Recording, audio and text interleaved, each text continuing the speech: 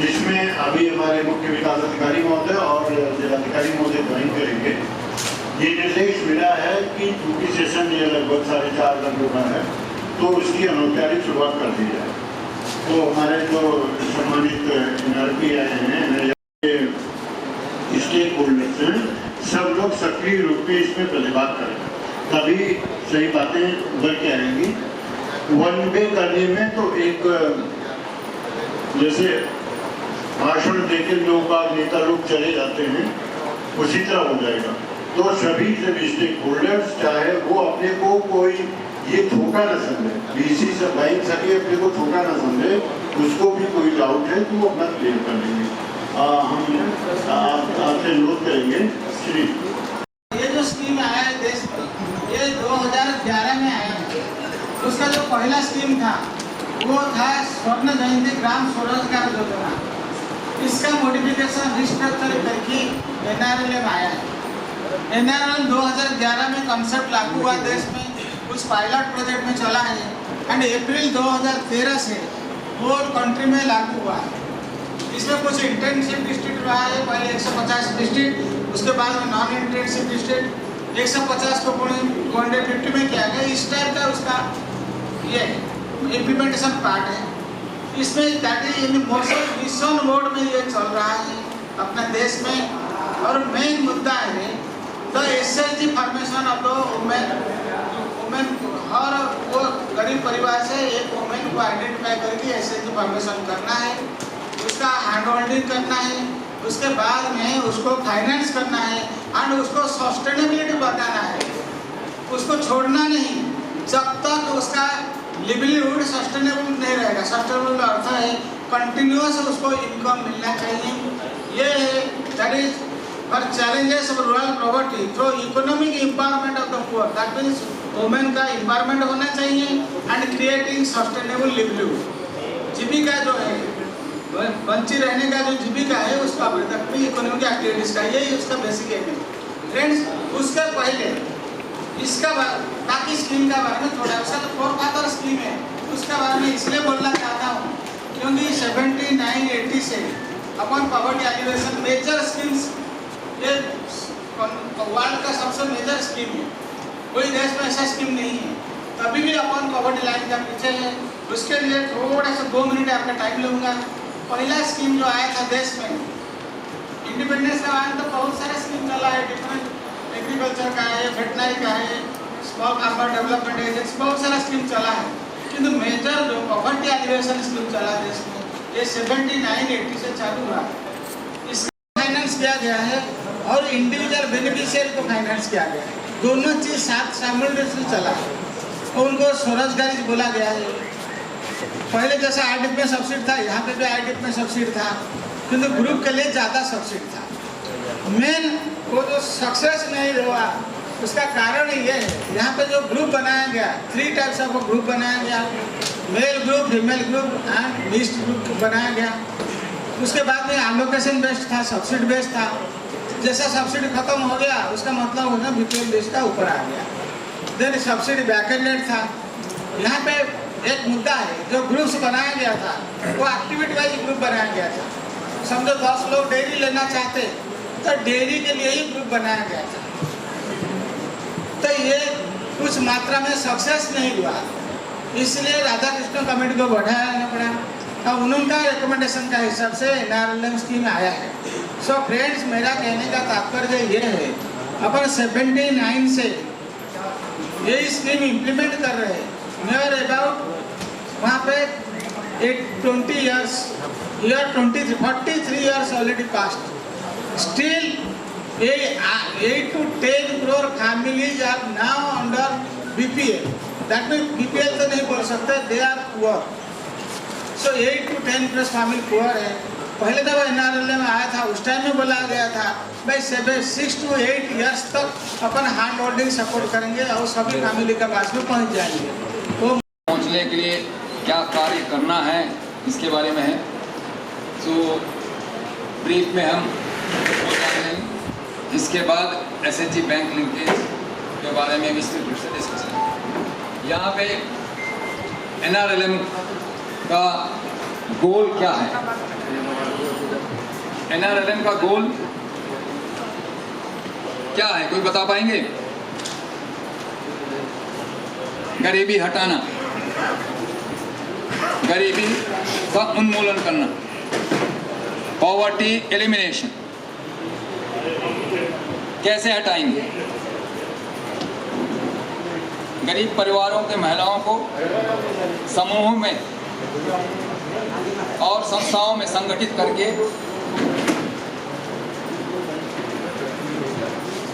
उनकी स्थायी आजीविका के लिए उचित इनकम जनरेशन एक्टिविटी का चयन करके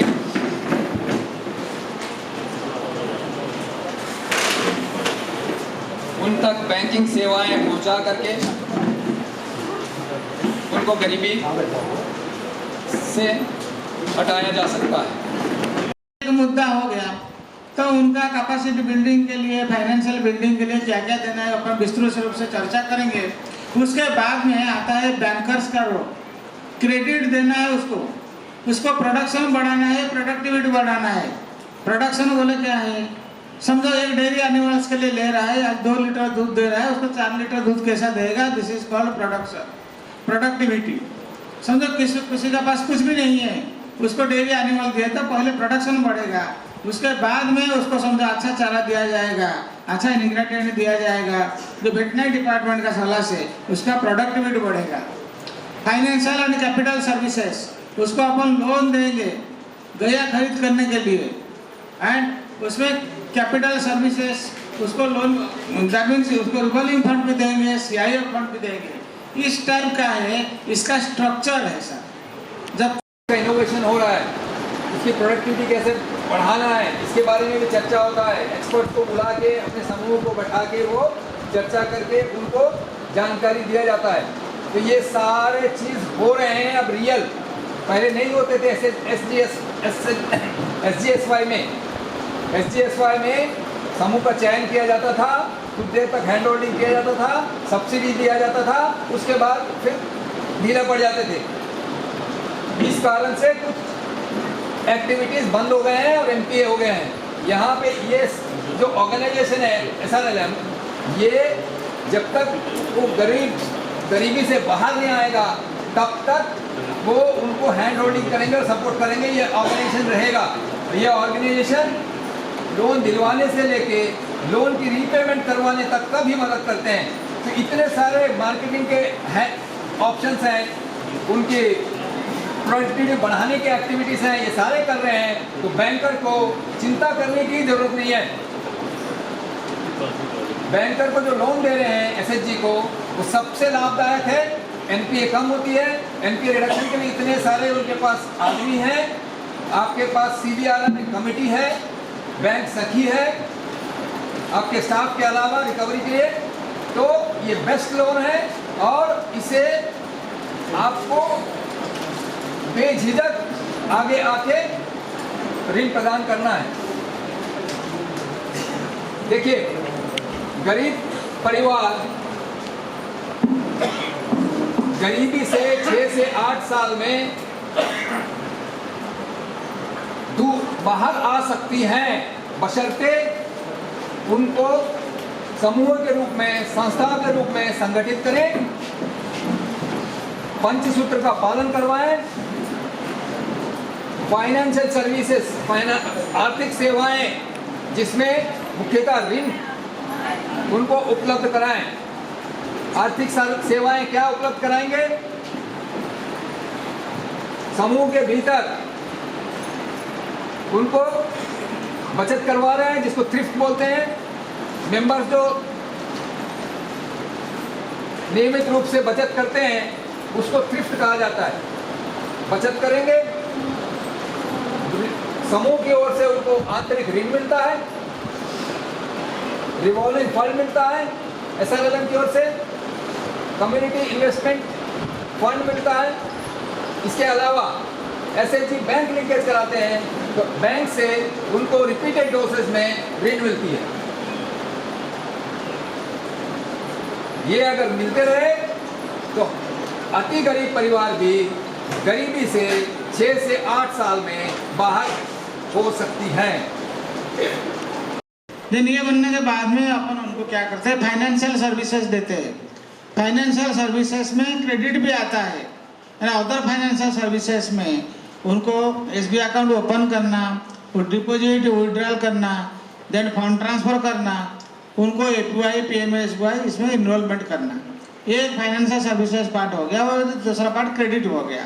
नॉन क्रेडिट में अपने को उनको पहले इकोनॉमिक एक्टिविटीज़ के लिए फाइनेंस करना है, जहाँ पे that is called livelihood finance. Livelihood finance जीविका, अपना जो जीवन के लिए जो पैसा इनकम होना चाहिए वो एक्टिविटी के लिए फाइनेंस करना है। ये कंपोनेंट है, ये कंपोनेंट है NRLM का। The fourth component is convergence. Convergence का अर्थ ये है फेडरेशन लेवल पे उनको फाइनेंशियल लिटरेसी और शिक्षा दिया जाता है। NRLM तो यही स्कीम चालू कर रहा है जिसमें 7% इंटरेस्ट, जस्ट बताता हूँ, 7% इंटरेस्ट है। उसका अतिरिक्त बहुत सारा गवर्नमेंट डिपार्टमेंट्स है, स्टेट गवर्नमेंट डिपार्टमेंट्स है, इवन स्टेट भी सिमिलर कुछ स्कीम चालू कर रहा है।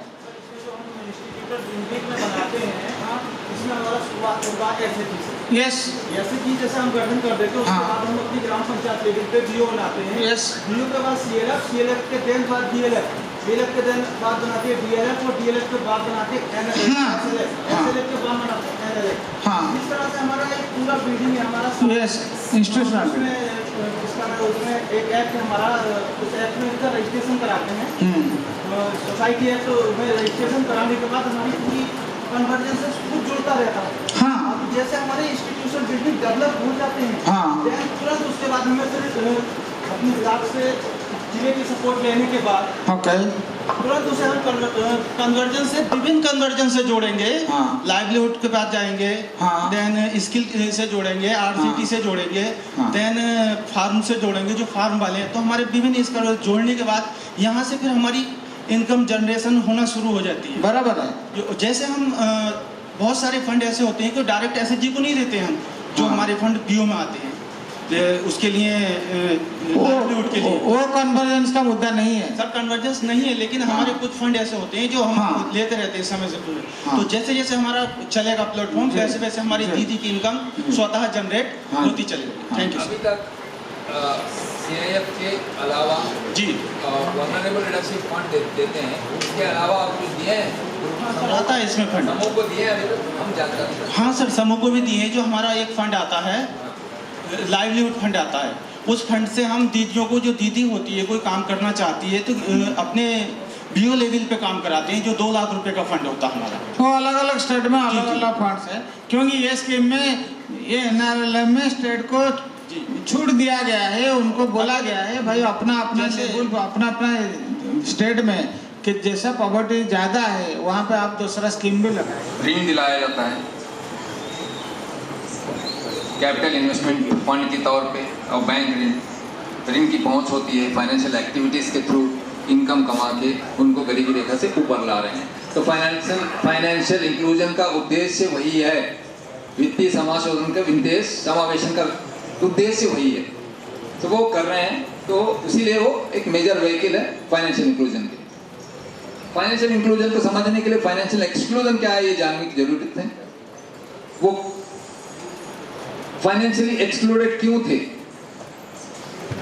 बैंकिंग सेवाएं उनके पास उपलब्ध नहीं थी। कारण क्या था? पहले बचत खाता खोलने के लिए मिनिमम अमाउंट लगता था, वो मिनिमम अमाउंट भी नहीं होने के कारण वो नहीं खोल पाते थे।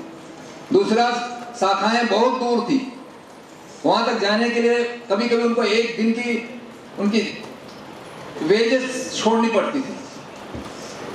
दूसरा, उनके पास कोई इंश्योरेंस नहीं था। तीसरा, उनको एडवाइस देने वाला भी नहीं था। अभी जैसे SRLM स्टाफ, बैंक, सारे लोग लगे हुए हैं, उनको फाइनेंशियली लिटरेट करने के लिए और एडवाइस देने के लिए पहले कोई नहीं था। ऋण के लिए उनको साहूकार ही मिलते थे, वो साहूकार भी 120% सालाना, मैंने 10% कम ब्याज महीने में लेते थे। तो 120%, अभी कितना ले रहे हैं? 7%। कितना फर्क है देखिए। तो ये सब सेवाएं उनके तक पहुंच नहीं है, नहीं होने के कारण वो एक्सक्लूडेड थे। अभी फाइनेंशियल इंक्लूजन के तहत उनको क्या क्या किया गया? उन तक ऋण पहुंचाया गया, डोर स्टेप बैंकिंग दिया गया, किफायती दाम में ऋण दिया गया, समय पे ऋण दिया गया है और विथ डिग्निटी दिया गया है। पहले क्या होता था, वो जाके 10 बार हाथ जोड़ के खड़े रहते थे, अभी समय नहीं है। आप खुद सोच के देखिए, अभी हमारे पास स्कीम भी नहीं है आपको देने के लिए करके उनको भगा दिया जाता, which is not the case now.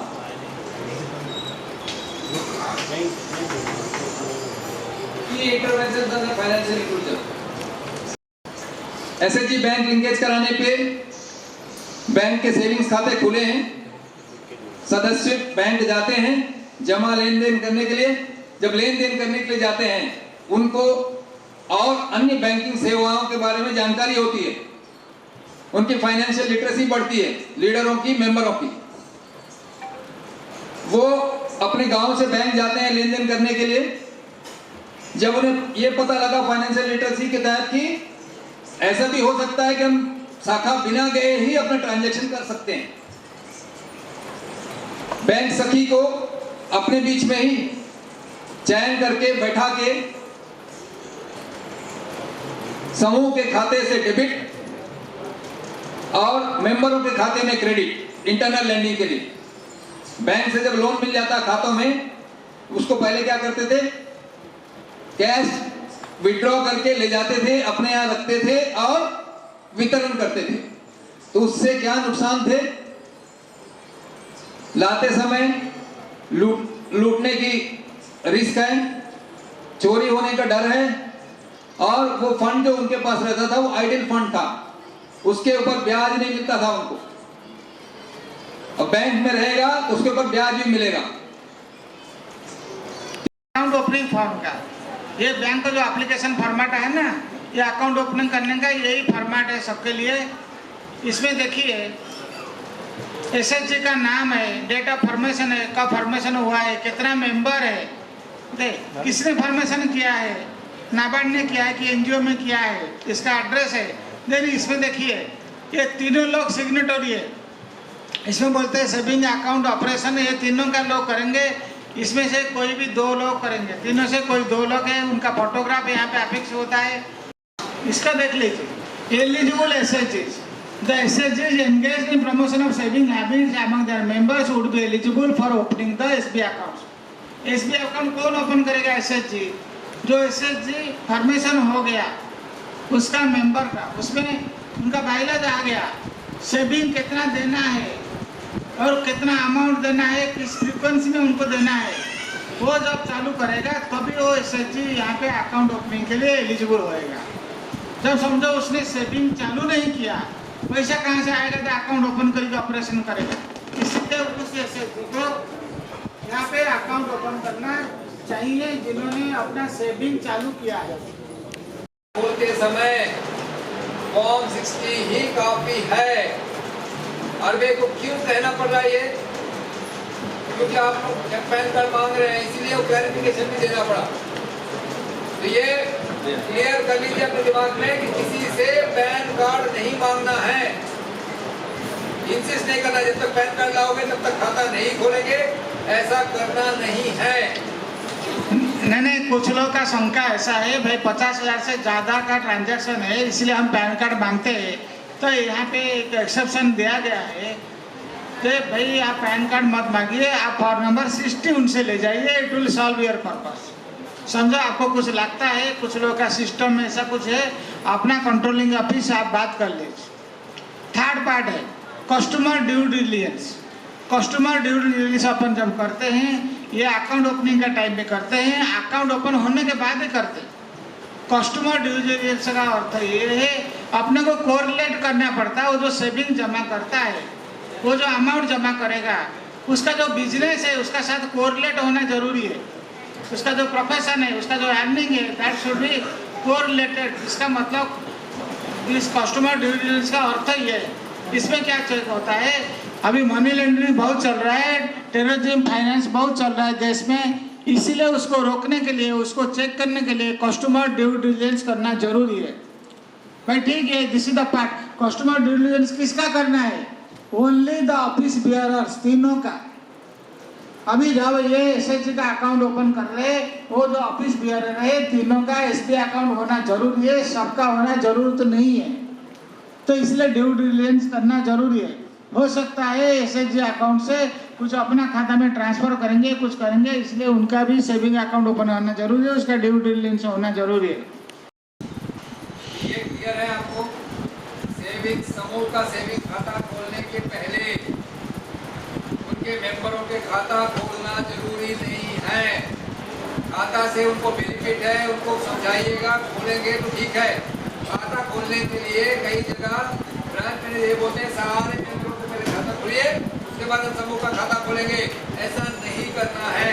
कल एक मैनेजर, कुछ मैनेजर लोग का कहना था वो खाता हमको जरूरत है तभी हम खोलेंगे। भाई this is the violation of the RBI guidelines. उनको एजुकेट करिए ना सर। वो खाता खोलने से एसबीआई अकाउंट एक तो फाइनेंशियल इंक्लूजन से जोड़ गए, गवर्नमेंट का जो भी बेनिफिट आएगा उसके खाता में आएगा, वो खाता का जरूरत है। उनको फाइनेंशियल लिटरेसी देंगे, किंतु उसका एक प्री रिक्विजिट करके भाई वो नहीं होगा तो हम ये नहीं करेंगे, ऐसा नहीं करना चाहिए।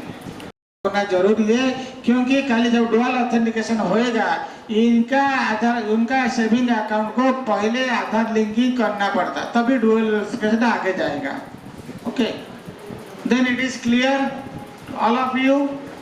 उसका अतिरिक्त ज़्यादा मत मांगिए, अननेसेसरी प्रॉब्लम होता है। और जब तक अकाउंट ओपन नहीं करोगे तब से 6 मंथ का अंदर में जो 5 डोज ऑफ लिंकेज के लिए वो पात्रता रहते हैं वो होएंगे नहीं। That is for the resolution, इसके साथ कोई संबंध नहीं है। Sorry for it. Revolving fund जो है उनके खाते में दिया जाता है एसआरएल से। आप जब तक खाता नहीं खोलेंगे उनके खाते में रिवॉल्विंग फंड कैसा आएगा? उनके पास फंड नहीं आएगा, वो इंटरनल लेंडिंग नहीं कर पाएंगे। सरकार जो उनको पूंजी बढ़ाने के लिए जो मदद कर रही है, उस मदद का पैसा भी नहीं आएगा खाते में। तो जो दूसरे पूंजी का काम कर रहे हैं उसमें भी अवरोधक हो जाएंगे अपन।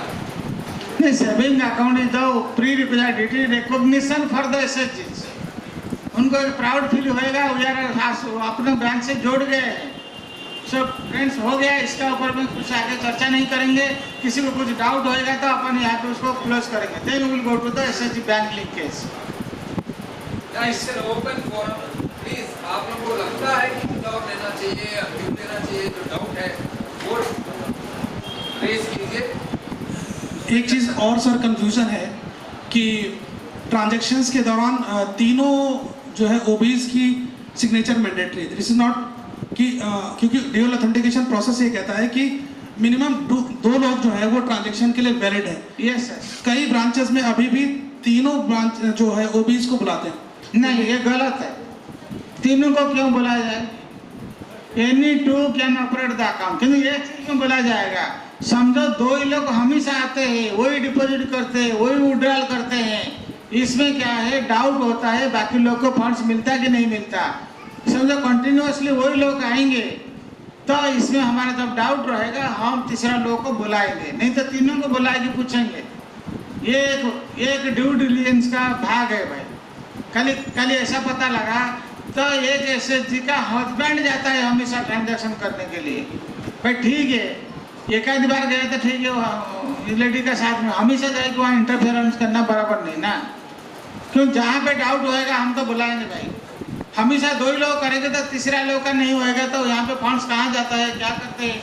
एक सोशल रिस्पॉन्सिबिलिटी अपना है भाई, ग्रुप का फंड्स है, ये भी हम भी उसका कुछ हद तक हमारी जवाबदारी है। जहाँ पे आपको शक लगता है तब आप बुलाइए। It should not B.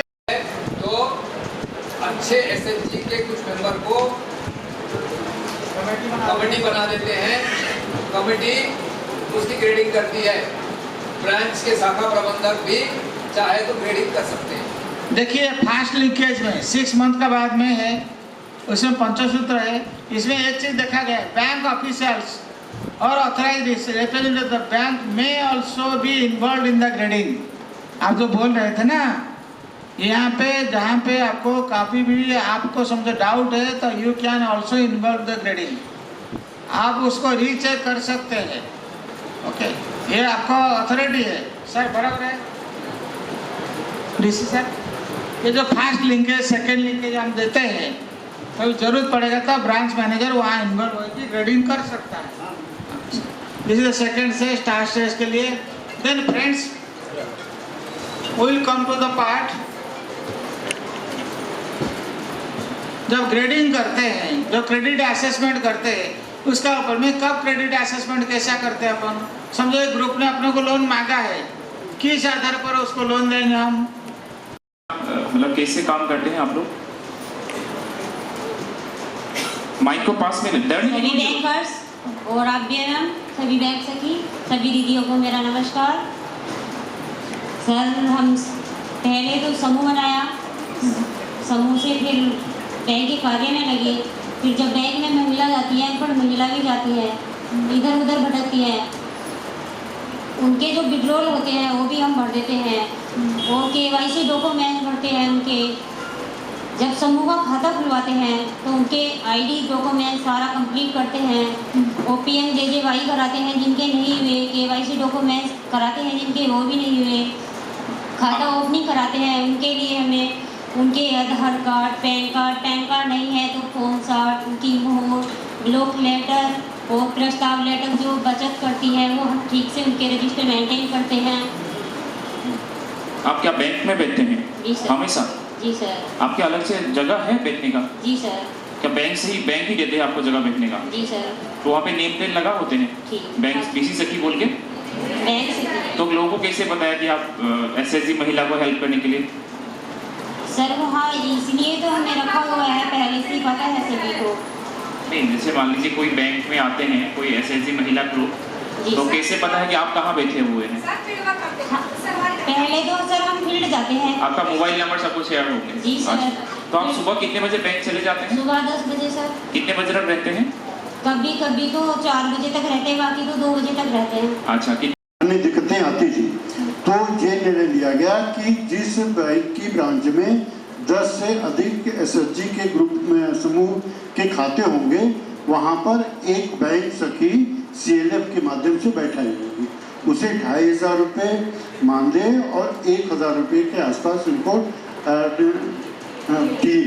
ये कुल मिला के इतना पैसा इनको प्रतिमान मिलता है।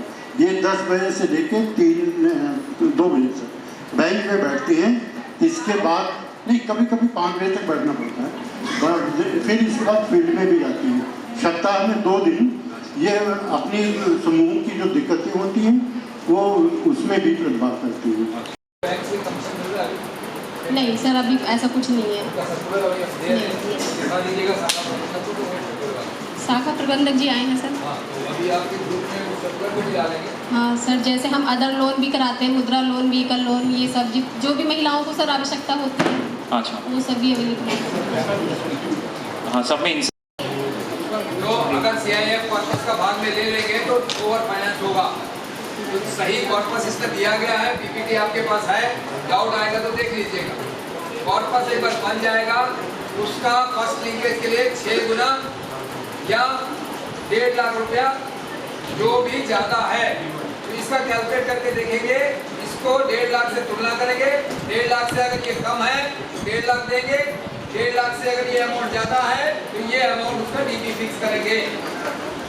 वैसे ही सेकेंड लिंकेज का भी है। सो फ्रेंड्स, ये तो हो गया आपका कैलकुलेशन पार्ट। दूसरा मुद्दा है किस किस पर्पस के लिए अपन लोन दे सकते हैं SHG को। पहला है उनका प्रोडक्शन, पहला मुद्दा है कंजप्शन एक्टिविटीज। उनका कंजप्शन एक्टिविटीज के लिए दे सकते, प्लस प्रोडक्शन एक्टिविटीज के लिए दे सकते। देखिए कंजप्शन एक्टिविटी में क्या लाता है, for meeting the social needs. उनका घर का सोशल नीड्स, कोई त्यौहार है उसके लिए, और हाई कॉस्ट डेट शॉपिंग, किसी ने किसी से कर्ज लिया है उसको भी उधार रूप से वो उसको वापस करना है। कंस्ट्रक्शन और रिपेयर ऑफ द हाउसेस, मकान का रिपेयरिंग के लिए भी कुछ खर्च करना है तो वहाँ पे लोन ले सकता है। कंस्ट्रक्शन ऑफ टॉयलेट के लिए, एंड जो इन्वेस्टमेंट एक्टिविटीज लेगा फॉर टेकिंग एवं सस्टेनेबल बिजनेस, लिवलीहुड एक्टिविटीज के लिए लोन ले सकता है। फ्रेंड्स, ये जो है एक्चुअली वो एक्टिविटीज कौन देता है, हर मेंबर SHG को देता है, मेरे को ये एक्टिविटी के लिए लोन दो। ये क्यों डिफाइन किया गया है आपको बताता हूँ। एक जगह में उत्तराखंड में प्लॉट खरीद करने के लिए भी लोन SHG ने मेंबर को दिया है। This is not allowed, this is a real estate purpose. इसीलिए ये पर्पस है का कम से कम इस पर्पस के लिए अपन लोन दे सकते हैं। मैंने एसएचजी उनका मेंबर को दे सकते हैं, प्लस अपना पास में जब एमसीपी आएगा इस टाइप का पर अपने को एमसीपी को स्क्रूटिनी करना पड़ेगा, हर मेंबर किस एक्टिविटी के लिए लोन मांग रहा है। That should be A productive purpose, not speculation के लिए अपन लोन दे नहीं सकते। ज़्यादा अमाउंट दोगे तो बाद में अकाउंट आपका एनपीए में चला जाएगा, ओवरड्यू रहेगा। इतना ध्यान रखिए, उसी हिसाब से अपने को रिपेमेंट शेड्यूल देना है। रेट ऑफ इंटरेस्ट अभी 7% जो है इंटायर कंट्री में लागू हुआ है। दैट मीन्स आपको अप टू 3 लाख तक 7% चार्ज करना है interest. Above 3 lakh up to 5 lakh आपको जो इंटरेस्ट लगाएंगे 1 ईयर MCLR और बेंच रेट और 10% which ever is lower.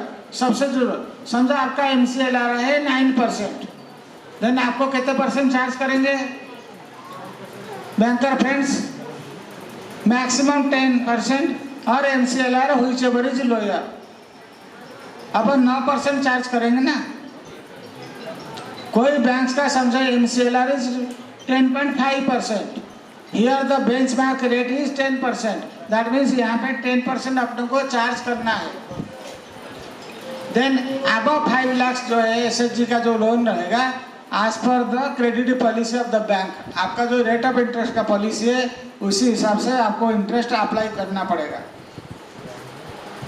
Then friends और एक चीज़ है, अभी तक अपन को एसएचजी फाइनेंस कर रहे थे, एसएचजी को लोन दे रहे थे, सीसी दे रहे थे, टर्म लोन दे रहे थे।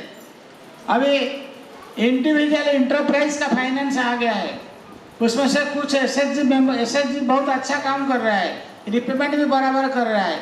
उसमें कुछ एसएचजी मेंबर है जो अच्छा इंटरप्राइज है, उनका कुछ धंधा चालू है और लो इकोनॉमी के हिसाब से चालू है, छोटी धंधा है। इस केस में गवर्नमेंट का कहना है जो एसएचजी ऑलरेडी 2 साल का ओल्ड है और जिसमें ऑलरेडी फर्स्ट डोज लेके रिपे किया है, उसको जो मेंबर है जिसका इंटरप्राइज एक चयन करना है, जिसका धंधा चालू है, उसको अप टू 10 लाख तक लोन अपन इंटरप्राइज में देना है। This is the recent guidelines, last year का गाइडलाइंस है। दैट मीन्स कोई एक अच्छा एसएचजी है, अच्छा काम कर रहा है, उसका कोई मेंबर अच्छा डेयरी का धंधा अच्छा ढंग से कर रहा है, वहाँ पे 10 लाख तक लोन दे सकते हैं। The credit facilities available to individual SHG members, SHG को दे रहे तो उसका मेंबर को क्या क्या क्रेडिट फैसिलिटी दे सकते हैं इंडिविजुअल मेंबर। समझो कोई आपको अप्रोच होएगा लोन के लिए, यहाँ पे SHG not responsible for that loan, the individual member का ये क्रेडिट असेसमेंट है।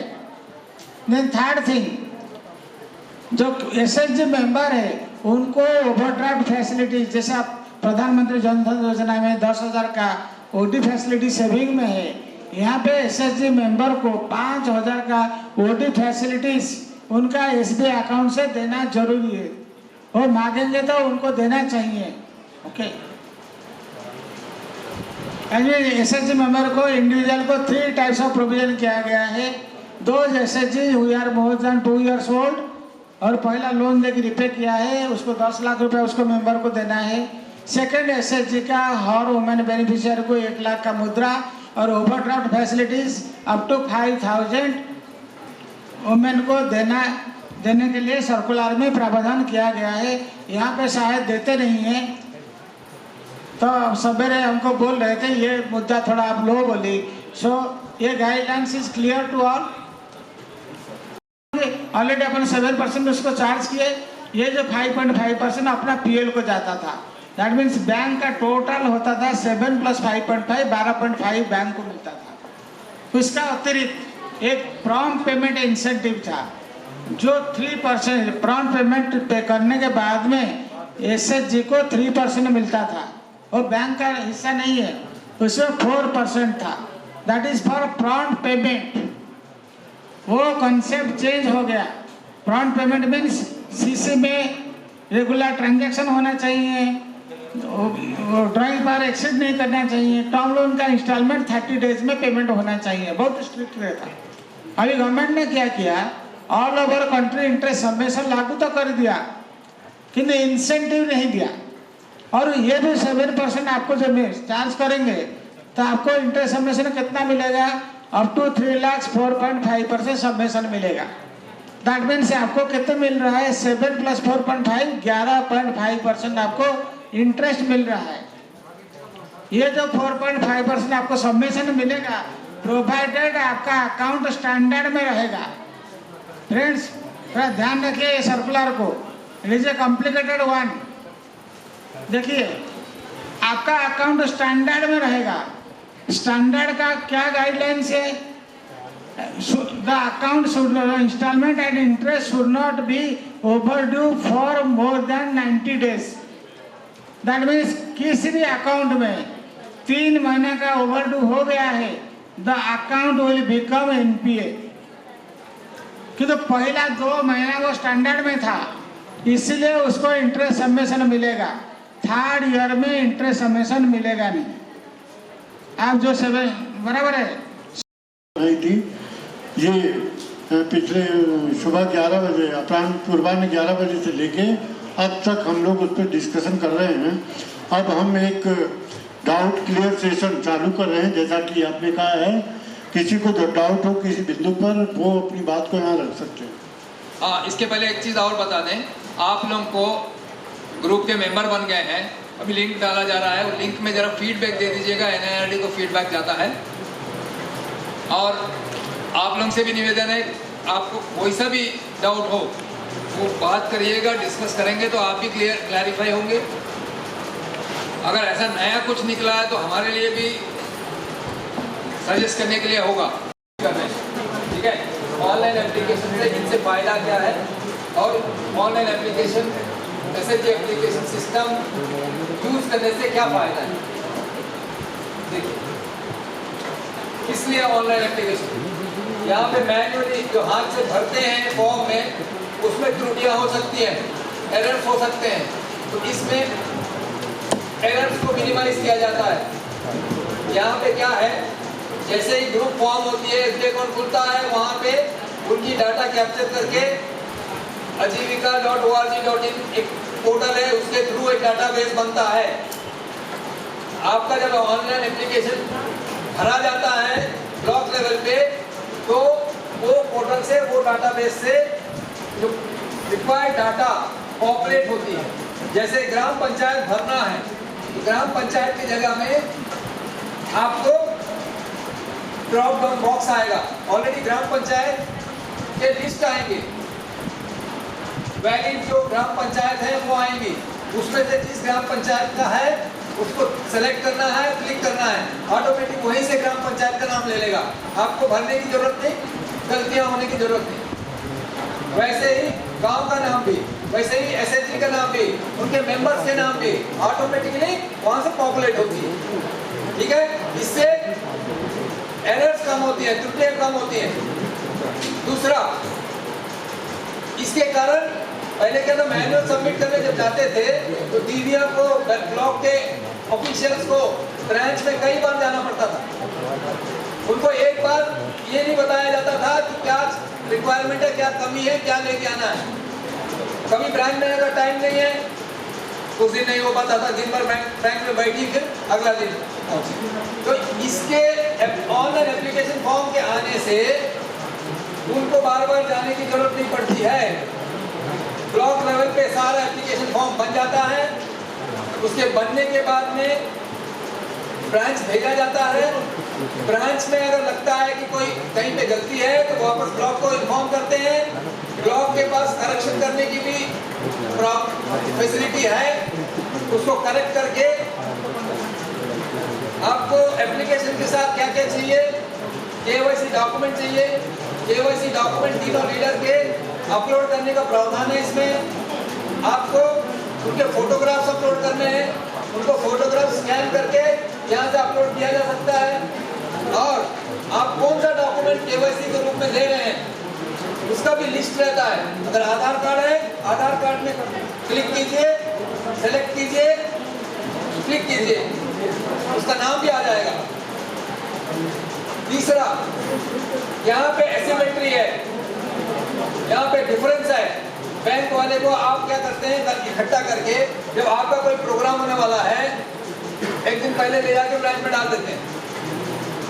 और ब्रांच में ऐसे क्या करते हैं, उसी पे सोए रहते हैं। और जब उनके ऑफिशियल्स जब पूछते हैं या आप कंप्लेन करते हो तो वो बोलते हैं हमको तो कल ही दिया गया और भी ब्रांच के क्लोज होने के बाद दिया गया। तो ये एसिमेट्री इससे दूर हो जाती है। एप्लीकेशन कब बनी, एप्लीकेशन कब ब्रांच पहुंची, ब्रांच मैनेजर को कब डाउनलोड किया, प्रोसेस किया, सैंक्शन किया तो सैंक्शन किया, रिजेक्ट किया तो रिजेक्ट किया, रिजेक्शन क्यों किया, इसकी भी रीजन रहती है। नॉर्मल शायद हमें आगामी दिनों में एनआरएलएम की दीदियों को लाभ मिलेगा।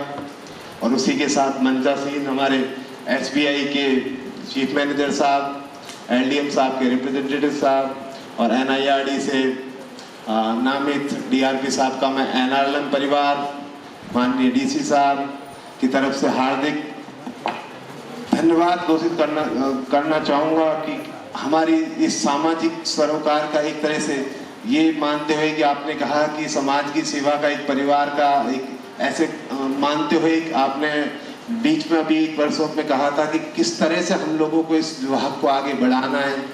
तो बहुत बहुत धन्यवाद सभी के लिए। जय आजीविका, जय समूह। एक बार सभी ताली से स्वागत करेंगे और वर्कशॉप का समाप्ति करेंगे। Thank you, thank you. सबको धन्यवाद। और सभी लोग ये गाइडलाइंस का पालन करेंगे और स्कीम को आगे बढ़ाएंगे, यही हमारा अभिज्ञा है आप लोग से। इतना रिक्वेस्ट है आप लोग। Thank you.